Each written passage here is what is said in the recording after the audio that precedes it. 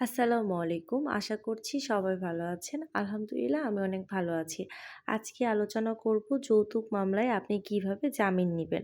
যৌতুক মামলা হয়েছে বলে যে আপনি ভয়ে পালিয়ে থাকবেন, মোটেও এমনটা করবেন না। বরং আপনি আদালতে আসবেন এবং জামিনের আবেদন করবেন। সো ১ম এ যৌতুক মামলাতে আদালত সমন ইস্যু করেন, তারপর ওয়ারেন্ট ইস্যু করেন। এরপরে আপনাকে গ্রেফতার করতে পারবে পুলিশ যেকোনো সময়। সো আপনাকে কি করতে হবে? আপনাকে পালিয়ে থাকলে চলবে না। আপনাকে স্বইচ্ছায় স্বপ্রণোদিতভাবে আদালতে উপস্থিত থাকতে হবে। এরপরে আপনি একজন বিজ্ঞ আইনজীবীর মাধ্যমে একটা দরখাস্ত দাখিল করবেন, যেখানে লেখা থাকবে যে আপনি আপোস করতে চান।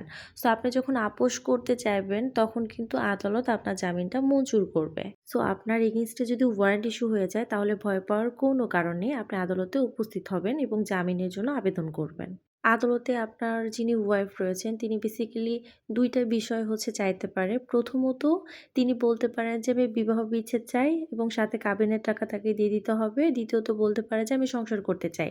এই ২ টাই বেসিক্যালি আপোস আদালতেও হয়ে থাকে। So thank you for watching this video. আসসালামু আলাইকুম।